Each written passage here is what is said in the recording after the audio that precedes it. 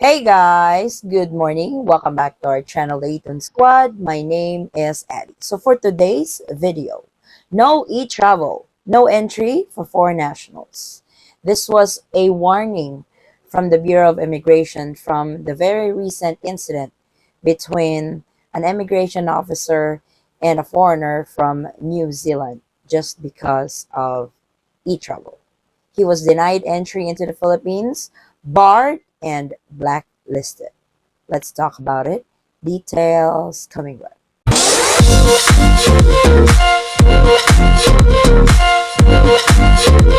So, as one of the entry requirements to the Philippines to all travelers entering is e-travel. So you must register with e-travel within 3 days prior to your departure. And if it's the first time using it, you must create an account, then register.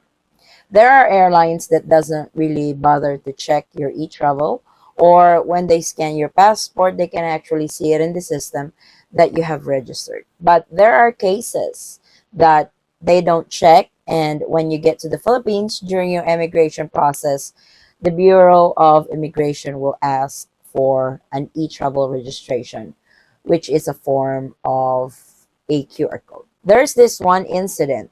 This is very recent. It happened on February the 9th of a foreign national from New Zealand. He is 34 years old. He was barred from entering the Philippines.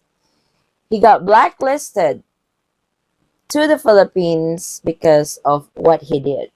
And this involves with the e-travel also. So let's read the scenario that happened that day on why he was barred and now blacklisted to ever enter into the Philippines. So according to the BI Commissioner Viado, he mentioned the case of unnamed New Zealander, 34 years old, who arrived last February the 9th at the Ninoy Aquino International Airport Terminal 3 on board Cebu Pacific flight from Melbourne. The man presented himself for primary inspection when officers found that he failed to fill out the e-travel. So e-travel is one of the travel requirements to the Philippines, whether you are a foreign passport holder or a Philippine passport holder. So he doesn't have this at all. He was requested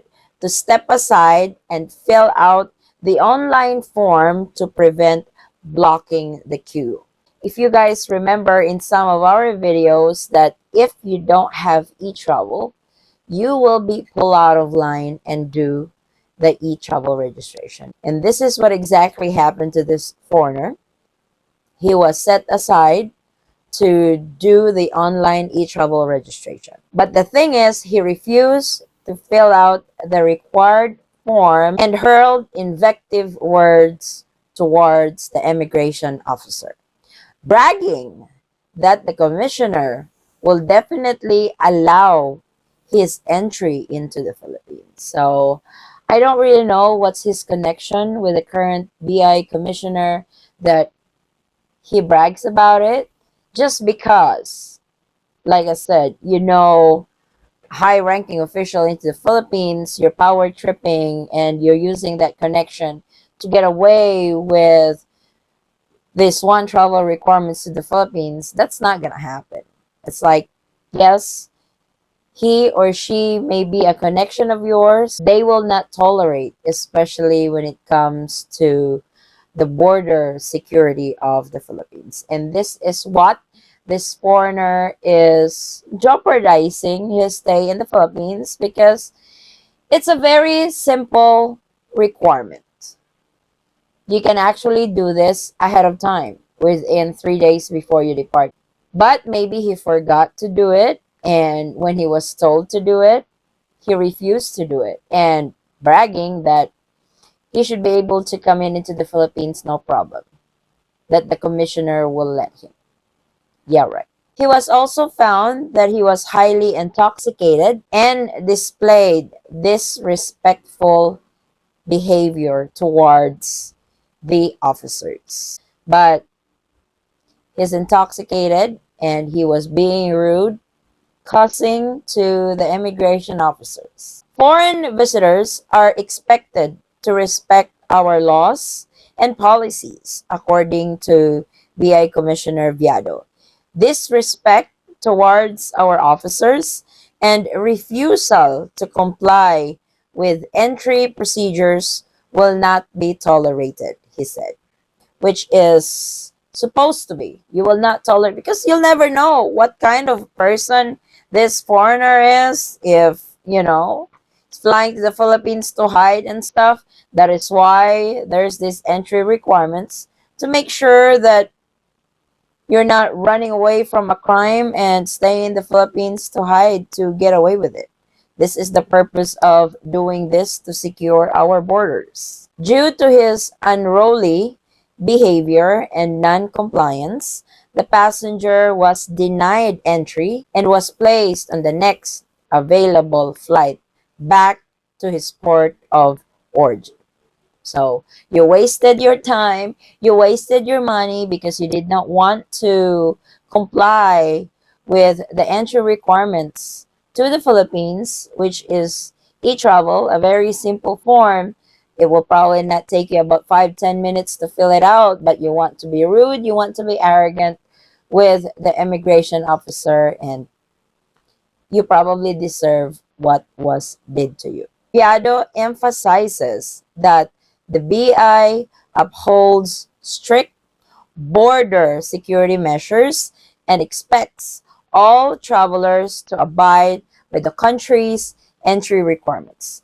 I'm really hoping that the Bureau of Immigration is not just doing this for foreigners. I wish they will do this to Pinoys also, because I've seen this firsthand.